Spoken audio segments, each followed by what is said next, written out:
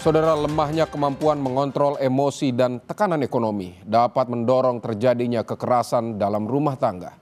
Simak ulasannya berikut ini.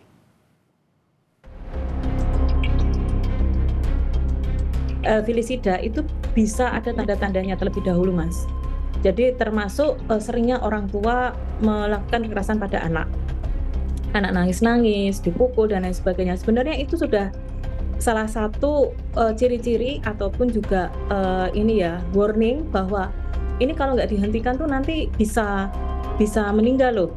Artinya semua ibu itu adalah orang yang sangat mulia ya, tidak akan mungkin melakukan itu. Nah, jadi kalau pertanyaannya kenapa, berarti ada tekanan dari luar yang membuat akhirnya dia keluar dari pola atau dari model dasarnya gitu ya.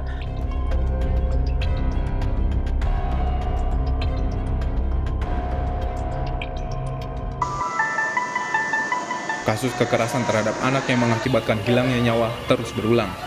Sebelum kasus penganiayaan anak di Bojonggede, Bogor, pada 21 September lalu di Penjaringan, Jakarta Utara, seorang bocah perempuan 8 tahun ditemukan tak bernyawa dalam kondisi mengenaskan. Korban hanya tinggal bersama sang ibu di lantai 3 sebuah rumah yang digunakan sebagai indekos. Diketahui kedua orang tua korban telah berpisah. Berdasar pemeriksaan tim forensik Rumah Sakit Polri, terdapat luka di tubuh korban akibat kekerasan benda tumpul. Diduga pelaku penganiayaan adalah sang ibu kandung. Bahwa betul ditemukan kondisi mayat. Kondisi mayat yang ditemukan adalah dalam posisi terlentang. Kemudian posisi mayat juga berada di lantai kamar. Ini juga tanpa busana dan sudah dalam kondisi membusuk. Kondisi kamar juga ditemukan dalam keadaan berantakan. Selesai sekitar pukul 04.00 WIB. Adapun yang dapat kami informasikan dari hasil olah TKP, identifikasi terhadap mayat. Identitas mayatnya perempuan, kemudian usianya sekitar 8 tahun. Kasus kekerasan dalam rumah tangga atau KDRT kerap menimpa anak-anak. Ironisnya, di antara para pelaku kekerasan adalah orang tua korban, baik orang tua kandung maupun orang tua tiri. Komisi Perlindungan Anak Indonesia atau KPAI menyebut, anak-anak merupakan kelompok paling rentan jadi korban kekerasan di dalam rumah. Beberapa kasus kekerasan terhadap anak yang dilakukan orang tuanya berujung pada kematian. Penganiayaan terhadap anak yang dilakukan secara terus-menerus digolongkan sebagai felisida atau pembunuhan terhadap anak sendiri. Felisida itu bisa ada tanda-tandanya terlebih dahulu, Mas. Jadi termasuk seringnya orang tua melakukan kekerasan pada anak. Anak nangis-nangis, dipukul dan lain sebagainya. Sebenarnya itu sudah salah satu ciri-ciri ataupun juga warning bahwa ini kalau nggak dihentikan tuh nanti bisa meninggal loh. Nah, kalau kita melihat di kasus felisida atau KDRT, itu korban paling banyak adalah anak balita, Mas.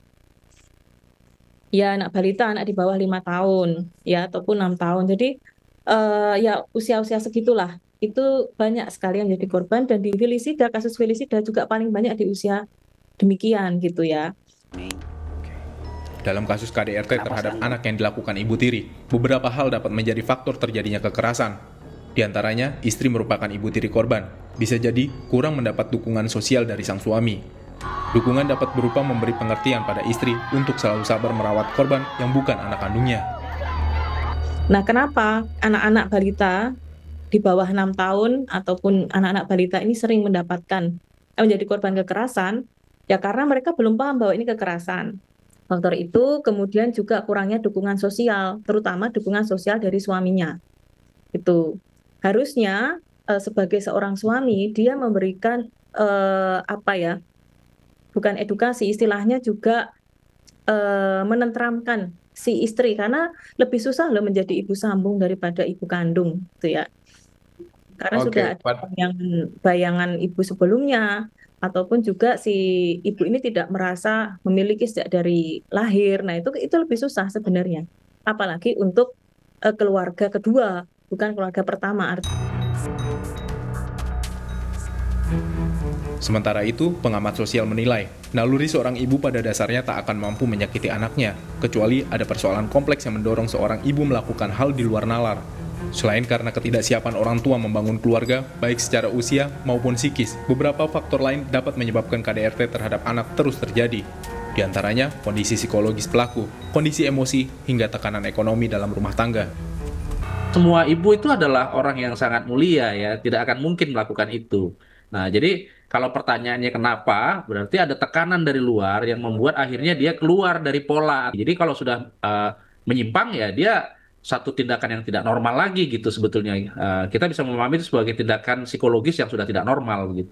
Tapi faktor yang kedua yang saya kira justru jadi pendorongnya, kalau tadi pemicunya, pendorongnya itu adalah biasanya tekanan ekonomi ya. Jadi kalau tadi emosinya sudah semakin tidak stabil ya, tidak bisa dia kendalikan, tapi kemudian situasi di luar itu ya tidak mampu menghidupi kondisi keluarga, penghidupan keluarga tidak normal seperti orang lain misalnya ya, penghasilannya kurang, mau makan kurang, mau beli ini, mau beli itu tidak tersedia begitu. Sehingga akibatnya akan terakumulasi ya. Selain itu, rendahnya kepedulian warga juga dapat membuat pelaku KDRT leluasa mengulangi perbuatannya. Saat terjadi kekerasan dalam rumah tangga, warga yang mengetahui memilih diam daripada menegur pelaku. Namun ada fakta menarik dalam kasus penganiayaan anak yang dilakukan ibu tiri di Bojonggede, yakni adanya upaya warga untuk menghentikan KDRT dengan merekam video kondisi korban sebagai barang bukti, lalu melapor pada pengurus lingkungan. Sayangnya, warga kurang bergerak cepat untuk melapor polisi. Ya, memang kekerasan dalam rumah tangga, termasuk ini kan kekerasan pada anak yang dilakukan orang tua kepada anak, ini bagi masyarakat kita masih dianggap ranah domestik ya, yang sungkan untuk kita terobos begitu. Tapi saya mengapresiasi ini viralnya video dari pemilik warung itu menunjukkan kepedulian sudah ada ya. Tapi tetap ya menjaga dan si anak juga kan menutupi dengan sangat baik ya, dibilang dia jatuh dan seterusnya. Jadi artinya kita warga itu sudah curiga pada saat itu. Sampai akhirnya kan juga setelah jenazah ditemukan dan memang luka-lukanya parah, akhirnya kan dilakukan otopsi baru ketahuan ya. Tapi sejauh ini kita harus mengapresiasi ya, dan memang bukannya dibilang ini sama sekali jauh dari ketidakpedulian, justru peduli tapi dengan kehati-hatian, itu poinnya.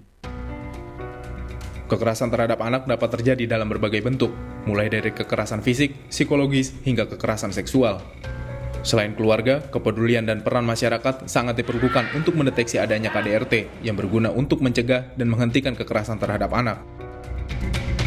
Ya, memang harusnya warga itu menjadi kontrol sosial yang sangat baik ya, melalui RT RW ya, apalagi juga harusnya ada pusat-pusat pengaduan atau sistem rujukan ya. Jadi memang harus ada kontrol ya. Jadi saya kira kita diuntungkan dengan adanya sistem RT RW ya.